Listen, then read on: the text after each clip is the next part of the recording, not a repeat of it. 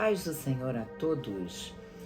Nós estamos hoje na nossa lição número 6 da nossa revista da Escola Bíblica Dominical. Nós estamos estudando a revista do primeiro trimestre de 2022, que tem como título A Supremacia das Escrituras, a inspirada, inerrante e infalível Palavra de Deus. Nós vamos hoje para a lição número 6, que tem como título A Bíblia como um guia para a vida. O nosso texto áureo da lição de hoje está em Salmo 119, versículo 105. Lâmpada para os meus pés é a tua palavra e luz para o meu caminho. Salmo 119, versículo 105. Lâmpada e luz é farol baixo e farol alto. Lâmpada ilumina o nosso próximo passo e luz para o meu caminho. Vislumbra, a totalidade, todo o caminho que nós precisamos percorrer. Então a lição de hoje é uma lição muito importante para a nossa vida. A verdade prática da lição de hoje fala que a Bíblia é um guia seguro para a nossa caminhada cristã. Alicerçado nos ensinos da palavra de Deus, somos instigados a viver com sabedoria e prudência. E na lição de hoje nós vamos ver os conceitos de sabedoria e de prudência. O texto da leitura bíblica em classe está em Salmo 119, versículos 97 ao 105. Salmo 119, ele exalta a lei do Senhor. Ele fala muito sobre a palavra de Deus, exaltando a palavra de Deus. Então, o versículo 97 do Salmo 119 diz assim: Ó, quanto amo a tua lei, é a minha meditação em todo dia. Tu, pelos teus mandamentos, me fazes sábio, mas me fazes mais sábio que os meus inimigos, pois estão sempre comigo. Tenho mais entendimento do que todos os meus mestres, porque medito nos teus testemunhos. Sou mais prudente do que os velhos, porque guardo os teus preceitos. Desviei os meus pés de todo o caminho mau para observar a tua palavra. Não me apartei dos teus juízos, porque tu me ensinaste. Ó, quão doces são as tuas palavras ao meu paladar, mais doces do que o mel à minha boca. Pelos teus mandamentos alcancei entendimento, pelo que aborreço todo falso caminho. Lâmpada para os meus pés é a tua palavra e luz para o meu caminho. Esse é o nosso texto da leitura bíblica em classe. Bom, no nosso plano de aula, os objetivos dessa lição são, em primeiro lugar, enfatizar que o crente deve alicerçar a sua vida na Bíblia. A Bíblia deve ser o nosso alicerce, o alicerce para a nossa vida como cristão. Em segundo lugar, esclarecer que Deus é a fonte da verdadeira sabedoria. Então, eu disse a vocês que nós íamos falar sobre o conceito de sabedoria. E um dos objetivos da lição é mostrar que Deus é a fonte da sabedoria. E, em terceiro lugar, mostrar que o salvo em Cristo deve viver com sabedoria e prudência. Louvado seja o nome do Senhor. Aleluia! Nós vamos fazer uma oração para adentrarmos, então, na introdução da lição de hoje. Senhor, nosso Deus e Pai Celestial, nós entregamos a cada um, a Deus, que está assistindo esse vídeo nesse momento, Senhor, a lição número 6 desse primeiro trimestre de 2022, e que o Senhor possa falar mais ao coração de cada um, que eles possam ser edificados pelo ensinamento da Tua Palavra, Senhor, porque a Tua Palavra é o alicerce para as nossas vidas. Nós devemos entender que precisamos, meu Pai, viver na prática a Tua Palavra e não sermos somente ouvintes da Tua Palavra. Em nome de Jesus eu te agradeço. Amém. Bom, na introdução dessa lição, o comentarista, ele diz que a Bíblia, quando obedecida, torna-se um verdadeiro guia para o viver cristão. Então, na realidade, nós não podemos só conhecer a palavra de Deus, não podemos só meditar, ler a palavra de Deus, mas temos que viver esta palavra na prática. Precisamos obedecer a palavra de Deus. Não só ler, não só meditar, mas precisamos viver esta palavra, né? Colocar esta palavra em prática, obedecer essa palavra. Louvado seja o nome do Senhor. E nós vamos estudar nessa lição número 6, que a Escritura é um alicerce constituído de sabedoria e prudência para a vida. Louvado seja o nome do Senhor. E essa palavra deve ser o nosso alicerce. Nós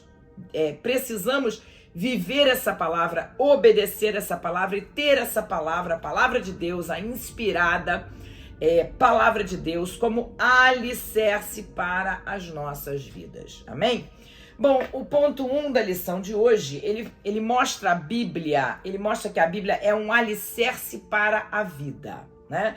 E o subtópico 1, né, ele diz, a palavra de Deus é alicerce. Em Mateus capítulo 7, versículos 24 a 27, nós podemos ver esta verdade, porque esse texto de Mateus 7, versículos 24 a 27, diz assim, olha, todo aquele, pois, que escuta essas minhas palavras e as pratica, assemelhá-lo-ei ao homem prudente que edificou a sua casa sobre a rocha. E desceu a chuva, e correram os rios, e assopraram ventos, e combateram aquela casa, e não caiu, porque estava edificada sobre a rocha. E aquele que ouve essas minhas palavras e não as cumpre, compará-lo-ei ao homem insensato que edificou a sua casa sobre a areia. E desceu a chuva, e correram rios, e assopraram ventos, e combateram aquela casa, e caiu, e foi grande a sua queda. Então, a primeira coisa que nós vemos nesse texto de Mateus, capítulo 7, versículos 24 ao 27, é que nós precisamos ouvir as palavras do Senhor e as praticar, obedecer, viver essa palavra. Porque, na realidade, a palavra do Senhor diz aqui que todo aquele, pois, que escuta essas minhas palavras e as pratica, assemelhá-lo-ei ao homem prudente que edificou a sua casa sobre a rocha. Na realidade, casa aqui é a nossa vida e rocha é Cristo. Então, aquele que edifica a sua vida sobre Jesus, sobre as palavras de Jesus, né? Ele é assemelhado a um homem prudente. Louvado seja o nome do Senhor. Então não é só ouvir a palavra do Senhor, não é só conhecer, não é só meditar. Nós temos que viver esta palavra, praticar esta palavra, obedecer esta palavra, para que nós possamos ser prudentes. E dessa maneira estamos edificando a nossa vida em Cristo. E assim nós vamos ter a palavra do Senhor como nosso alicerce, como alicerce para a nossa vida. E o interessante é que a palavra de Deus, ela nos diz aqui em Mateus capítulo 7, que pode vir a chuva, os rios, assoprarem ventos, né, e vão combater contra aquela casa, mas ela não vai cair, porque está edificada sobre a rocha. Então você pode prestar atenção que nesse texto de Mateus 7, né, tanto o homem que edificou a sua casa sobre a rocha, como aquele que edificou a sua casa sobre a areia, passou pelo mesmo tipo de dificuldade, né? Vieram as chuvas, correram os rios, assopraram os ventos. Só que aquele que edificou a sua casa sobre a rocha, a sua vida sobre a rocha, que é Cristo, pode vir a tribulação, o sofrimento que vier, ele vai permanecer de pé, ele não vai cair, ele não vai ser destruído, porque ele está firmado, ele está alicerçado nas palavras de Deus, nas palavras de Jesus. Então, alicerçou a sua vida na palavra de Deus. Então, pode vir a tribulação que vier, que nada vai acontecer com ele, ele vai permanecer de pé. E aquele que edificou a sua casa sobre a areia, não tem alicerce algum, vai vir as dificuldades, né? Vai vir as chuvas, os rios, os ventos, e vai cair, né? Ele não vai permanecer de pé diante das dificuldades, diante dos sofrimentos. Prestem atenção, gente, que aqui listadas em Mateus capítulo 7 estão os mesmos tipos de sofrimento, né? Chuva, rios, ventos, né? Tanto vieram sobre a casa daquele que firmou a sua casa sobre a rocha, quanto aquele que construiu a sua casa sobre a areia. O mesmo tipo de dificuldade e sofrimento. Então entenda uma coisa, né? todos os sofrimentos, né, virão, ou sobre a sua vida, você que é crente em Cristo Jesus, que está firmado na rocha que é Cristo, alicerçado na palavra de Deus, quanto àqueles que estão vivendo em desobediência a Deus, que ouviram as palavras do Senhor e não as cumpriram e não deram ouvidos à palavra do Senhor, vão passar pelo mesmo tipo de sofrimento, pelas mesmas tribulações, mas aqueles que estão firmados em Cristo, aqueles que estão alicerçados na palavra de Deus, esses vão permanecer de pé em meio às tribulações, enquanto que aqueles outros que não deram valor à palavra do Senhor, que não deram ouvidos à voz de Deus, que não ouviram, não escutaram, não cumpriram a palavra do Senhor, vão passar pelas tribulações, mas não vão suportar de pé. Amém? É isso que a palavra do Senhor nos fala aqui.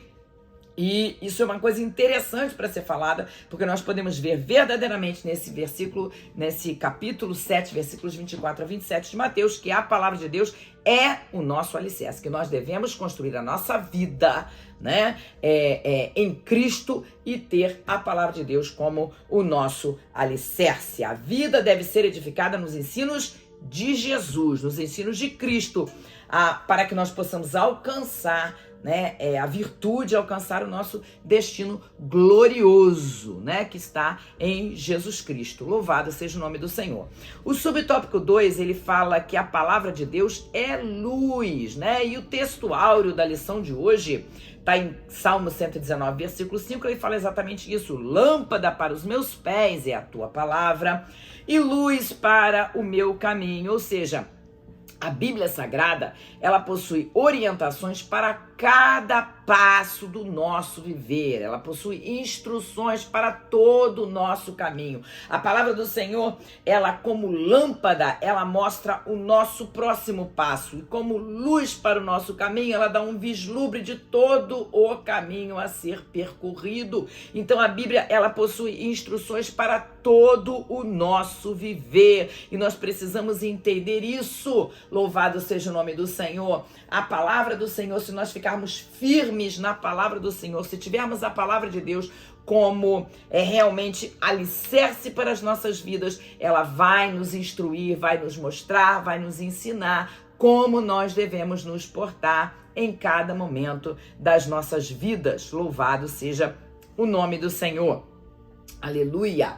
É a palavra do Senhor em 2 Pedro capítulo 1, versículo 19, ela diz assim: e temos muito firme a palavra dos profetas, a qual bem fazeis em estar atentos, como a uma luz que alumia em lugar escuro, até que o dia amanheça e a estrela da alva apareça em nossos corações. Ou seja, a palavra do Senhor é aquela que alumia em lugar escuro, né? Então ela nos mostra no meio de uma escuridão, no meio de uma dificuldade, o caminho que nós devemos correr. E o próprio Jesus, em João capítulo 8, versículo 12, Jesus disse: eu sou a luz do mundo e quem me segue não andará em trevas, mas terá a luz da vida. Então Jesus é a luz do mundo, e Paulo também nos ensina que nós devemos viver como filhos da luz. Se nós aceitamos a Jesus como nosso Salvador, e Jesus é a luz do mundo, como ele mesmo disse ser,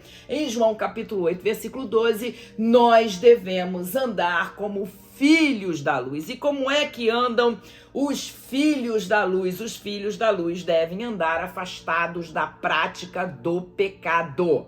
Nós precisamos fazer o exercício da nossa santificação com oração, jejum e meditação na palavra, porque inerente à nossa carne a natureza pecaminosa, cuja inclinação é para o pecado. Diz a palavra do Senhor que o espírito está pronto, mas a carne é fraca. A inclinação da nossa carne é para o pecado, e justamente porque somos filhos da luz, devemos andar como filhos da luz, afastados da prática do pecado. Para isso, precisamos é buscar mais de Deus para que o nosso espírito esteja pronto e vença essa batalha, né, que nós temos diária entre carne e espírito. O espírito que é Deus, mas a inclinação da nossa carne é para o pecado. E nos utilizando da palavra de Deus como o nosso alicerce, como a luz para o nosso caminho, a lâmpada que ilumina o nosso próximo passo e a luz que dá vislumbre do caminho inteiro, nós podemos viver como filhos da luz, ou seja, afastados do pecado. O pecado na vida do crente, ele tem que ser um acidente de percurso. Você está andando muito bem em obediência a Deus e a sua palavra, de repente escorregou, caiu, se arrependeu, voltou para o caminho. O pecado na vida do crente tem que ser um acidente de percurso e não algo normal, não algo que você pratica todos os dias. Amém? O ponto 3, o subtópico 3 do ponto 1 fala que a palavra de Deus é imutável. E a palavra de Deus é imutável, gente, porque Deus é imutável. E Tiago capítulo 1, versículo 17 diz assim: toda boa dádiva e todo dom perfeito vem do alto, descendo do Pai das luzes, em quem não há mudança nem sombra de variação. Aleluia, o nosso Deus é imutável. Nele não há mudança nem sombra de variação. E justamente porque Deus é imutável, a palavra de Deus também é imutável. E segundo Pedro capítulo 1, versículo 21, diz assim: porque a profecia nunca foi produzida por vontade de homem algum, mas os homens santos de Deus falaram inspirados pelo Espírito Santo. Nós já lemos esse versículo em outras lições desse trimestre, né? E por que que nós estamos lendo novamente? Porque é interessante nós frisarmos, né?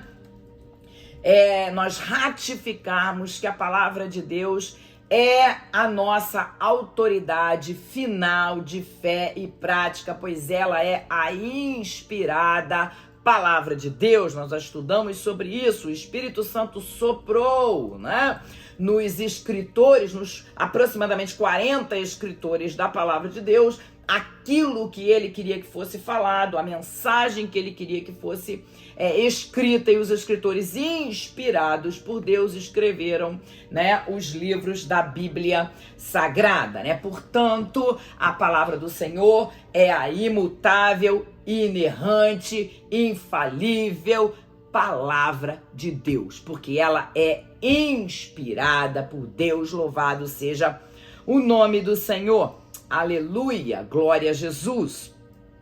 E a palavra do Senhor em Marcos capítulo 13, versículo 31 diz assim, Marcos 13, versículo 31 diz assim: passará o céu e a terra, mas as minhas palavras não passarão. Justamente porque a Bíblia é inspirada por Deus, a Bíblia é a nossa autoridade final de fé e prática, justamente porque a Bíblia é a inerrante, infalível e imutável palavra de Deus, é que o texto bíblico permanece inalterado. O texto bíblico permanece imutável. Passará o céu e a terra, mas as minhas palavras não passarão. Louvado seja o nome do Senhor. E nós vamos então para o tópico 2 da lição de hoje, cujo título é A Bíblia nos torna pessoas sábias. E o subtópico 1 vem com o conceito de sabedoria. Sabedoria no hebraico é horma, né? E o seu correspondente em grego é sofia, com PH, né? Ambas essas palavras têm sentido de habilidade, de experiência, de qualidade de quem é sábio. Na realidade, sabedoria é a habilidade de aplicar o conhecimento no dia a dia, né? Sabedoria e conhecimento são duas coisas muito diferentes. Conhecimento é aquilo que você vai para a faculdade, senta nos bancos da faculdade e aprende o conhecimento. Sabedoria não. Sabedoria é algo que vem de Deus, é Deus que nos dá. Tiago capítulo 1, versículo 5 diz assim: e se algum de vós tem falta de sabedoria, peça a Deus, que a todos dá liberalmente e não lança em rosto, e ser-lhe-á dada. Então, quem nos dá sabedoria é Deus. Sabedoria é um dos atributos divinos. Sabedoria, nós vamos ler daqui a pouquinho esse texto bíblico também. Mas sabedoria é Deus que dá. Conhecimento você aprende. E sabedoria é a habilidade de você aplicar o conhecimento que você adquiriu. Louvado seja o nome do Senhor. O subtópico 2, ele diz: Deus é a fonte da sabedoria. Daniel capítulo 2, versículo 20 diz assim: porque o Senhor dá a sabedoria. Não, desculpe, eu estou lendo Provérbios 2,6. Daniel 2,20 diz assim: falou Daniel dizendo: seja bendito o nome de Deus de eternidade a eternidade, porque dele são a sabedoria e a força. Então você que precisa de sabedoria, peça a Deus, porque a sabedoria é um dos atributos divinos, né? E Provérbios capítulo 2, versículo 6 diz assim: porque o Senhor dá a sabedoria, da sua boca é que vem o conhecimento e o entendimento. Então, quem é que dá a sabedoria? Deus. A sabedoria vem de Deus. O conhecimento você adquire estudando. A sabedoria é Deus que dá. A sabedoria é divina, gente, ok? Toda a sabedoria dos santos provém da parte de Deus. É isso que eu quero que vocês tenham na sua mente, no seu coração. Todos os que vivem de acordo com os preceitos da palavra de Deus são considerados pessoas sábias. Então, você quer ser considerado sábio, você viva em obediência a Deus e a sua palavra. Coloque em prática os preceitos da palavra de Deus, aquilo que você aprende na Bíblia Sagrada. Coloque em prática o conhecimento, aquilo que você tem aprendido na palavra de Deus, coloque em prática. Eu já falei aqui, já citei aqui também, que nós precisamos não só conhecer a palavra, não só ouvir falar da palavra, mas precisamos viver essa palavra, precisamos obedecer essa palavra, precisamos viver a palavra na prática. E quando nós vivemos essa palavra na prática, nós nos tornamos pessoas sábias. Amém? Bom, o subtópico 3 do ponto 2, ele fala do temor. O temor é o princípio da sabedoria, e a palavra do Senhor, em Provérbios capítulo 9, versículo 10, ela fala exatamente assim, ó: o temor do Senhor é o princípio da sabedoria, e o conhecimento do santo a prudência. O temor do Senhor é o princípio da sabedoria. Quem não tem temor de Deus nem começou a ser sábio ainda. Mas o que é esse temor do Senhor? Temor do Senhor não é ter medo de Deus, gente. Temor do Senhor é ter reverência a Deus. Ter reverência, respeito, reverência ao Senhor. Isso é ter temor de Deus, né? E a palavra do Senhor em Provérbios capítulo 8, versículo 13 diz assim, ó: o temor do Senhor é odiar o mal, a soberba e a arrogância, o mau caminho e a boca perversa, né? Então, aquele que tem temor do Senhor, ele se desvia do mal, porque temor do Senhor é odiar o mal, né? Então, justamente porque o pecado agride a santidade de Deus, você temer ao Senhor é você odiar o mal, é você se desviar do mal. Tudo aquilo que agride a santidade de Deus é pecado, é mal, né? E ter temor de Deus é odiar o mal, é desviar-se do mal.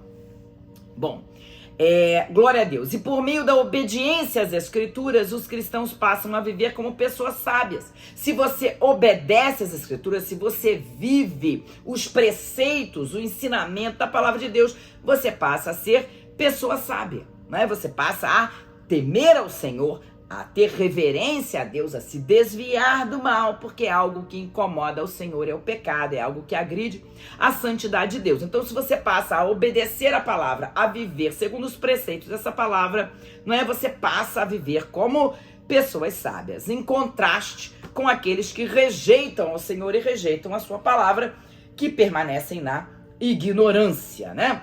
O interessante é que, se você analisar direitinho o Salmo 119, né, a leitura bíblica em classe, os versículos 99 e 100, o salmista, ele diz assim, ó: tenho mais entendimento do que todos os meus mestres, porque medito nos teus testemunhos. Sou mais prudente do que os velhos, porque guardo os teus preceitos. Então, logicamente, que o salmista aqui, ele não está sendo orgulhoso, né? Quando ele diz, tenho mais entendimento do que todos os meus mestres, porque ele está explicando por que que ele disse aqui que ele tem mais entendimento do que todos os seus mestres. Por quê? Porque medito nos teus testemunhos. Então, o salmista está dizendo que ele tem mais entendimento do que todos os seus mestres, porque ele medita nos preceitos da palavra de Deus. E ele diz aqui que ele é mais prudente do que os velhos, ou seja, as pessoas de mais idade, elas têm mais experiência. E o salmista está dizendo que ele é mais prudente do que os velhos, daqueles que têm mais experiência, porque ele guarda os seus preceitos, né? O salmista, além de meditar na palavra de Deus, ele guarda, ele obedece, ele pratica todos os preceitos e ensinamentos da palavra de Deus. Por isso que ele se considera mais sábio, com mais entendimento do que os seus mestres e mais prudente do que os velhos. Porque além dele meditar e procurar conhecer todos os preceitos da palavra de Deus, ele pratica todo o entendimento, todo o conhecimento que ele adquiriu com o estudo da palavra de Deus. Amém, gente? Então, é muito importante nós sabermos disso, né? Nós precisamos praticar esta palavra, não só ouvir, não só ler, não só conhecer, mas colocar em prática, obedecer, viver essa palavra. Amém? O subtópico 4 do ponto 2, ele fala dos benefícios da sabedoria, né? E o salmista, como nós acabamos de falar, ele declara, né, que o ato de meditar na palavra o tornou mais sábio do que todos à sua volta. Né? Só o hábito de meditar nessa palavra o tornou mais entendido do que os seus mestres, né? E mais prudente do que os velhos, a questão dele praticar esta palavra, né? Então isso aqui é muito importante. Essa afirmação do salmista significa que ele adquiriu sabedoria ao aplicar os preceitos do Senhor na sua vida. Então você quer se tornar uma pessoa mais sábio? Medite nesta palavra, mas aplique este conhecimento na sua vida, para que você também, como salmista, se torne uma pessoa mais sábia, mais prudente, né? E vai ser melhor para a sua vida. E o comentarista da edição, ele cita aqui alguns benefícios dessa sabedoria, né? Você meditando nessa palavra, você adquire o conhecimento, e você aplicando esse conhecimento, esses preceitos na sua vida, você se torna mais sábio. E aí ele fala dos benefícios dessa sabedoria. Dentre eles, ele fala sobre acúmulo de conhecimento, né?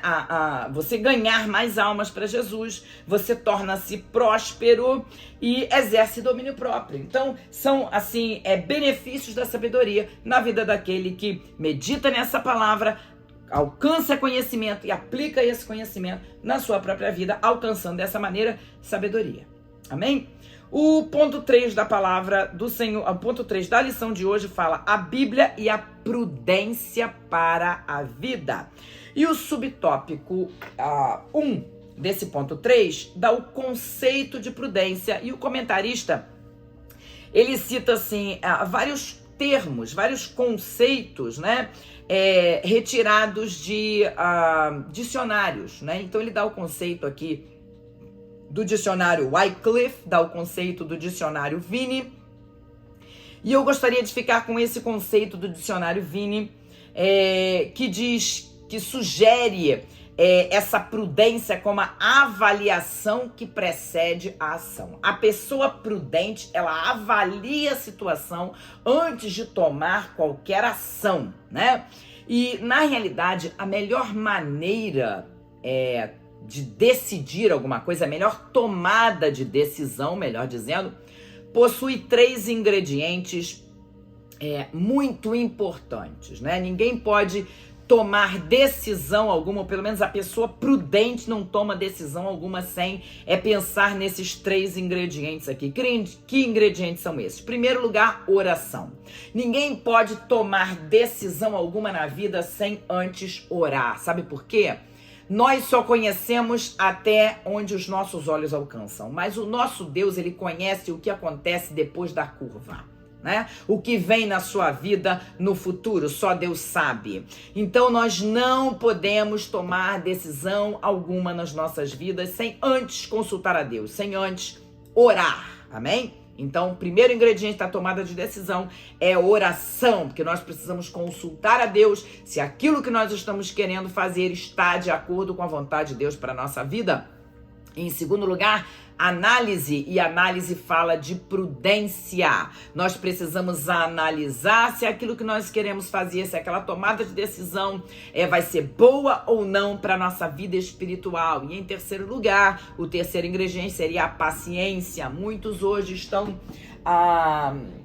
sofrendo consequências de decisões tomadas sem paciência nenhuma, né? Antes do tempo, né? Porque a pessoa não tem paciência para esperar o tempo de Deus na sua vida e toma a decisão sem pensar e, logicamente, estão aí colhendo os frutos dessa decisão errada, dessa decisão sem paciência. Muitas pessoas estão orando, pedindo até oração para nós, né?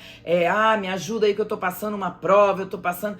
Não, você tá muitas vezes sofrendo consequência dos seus próprios atos, né? Quem sabe tomou uma decisão sem orar a Deus, sem pedir, né, orientação do Senhor para saber se aquilo era o correto para a sua vida. Quem sabe você tomou uma decisão sem analisar as consequências daquela decisão. Quem sabe você tomou uma decisão sem paciência, sem esperar a resposta de Deus para a tua vida. Então entenda, prudência é a avaliação que precede a ação. Amém? Bom, glória a Jesus. O capítulo, Deuteronômio, capítulo 30, versículo 19, eu gostaria de ler esse texto bíblico ainda falando sobre a prudência, né? Deuteronômio capítulo 30, versículo 19 diz assim: os céus e a terra tomo hoje por testemunhas contra vós, de que te tenho proposto a vida e a morte, a bênção e a maldição. Escolhe, pois, a vida, para que vivas tu e a tua descendência, né? Então, na realidade, nós precisamos ser prudentes e capazes de discernir e fazer a escolha correta, né? Porque aqui esse versículo 19 do capítulo 30 de Deuteronômio está dizendo que nos foi proposto a vida e a morte, a bênção e a maldição. E a palavra do Senhor está dizendo aqui: escolha, pois, a vida, para que vivas tu e a tua descendência. Então nós precisamos ser prudentes, né? E capazes de discernir e fazer a escolha correta para as nossas vidas, né? Para que nós possamos ser luz no meio da escuridão, nesse mundo, nessa sociedade em que nós vivemos. Prudência, gente, é a avaliação que precede a ação. Amém? O segundo ponto fala da prudência dos justos. Prudência dos justos. Lucas, capítulo 1, versículo 17, diz assim, olha: e irá adiante dele no espírito e virtude de Elias para converter os corações dos pais aos filhos e os rebeldes à prudência dos justos, com o fim de preparar ao Senhor um povo bem disposto. Então, na realidade, na pregação de João Batista, João Batista tinha como finalidade converter os rebeldes à prudência dos justos, pregar esta palavra que é poder de Deus para a salvação de todo aquele que crê, e converter para que essas pessoas, esses rebeldes, pudessem se converter à prudência dos justos, se converter a Jesus Cristo e vir a ser prudente como os justos, né? E na realidade, a mensagem da salvação em Cristo não apenas restaura o pecador, mas também o faz andar nas veredas da justiça, né? E isso é importante para nós, né? Louvado seja o nome do Senhor, louvado seja Deus. Paulo, ele declara também que a graça de Deus nos traz sabedoria e prudência, né?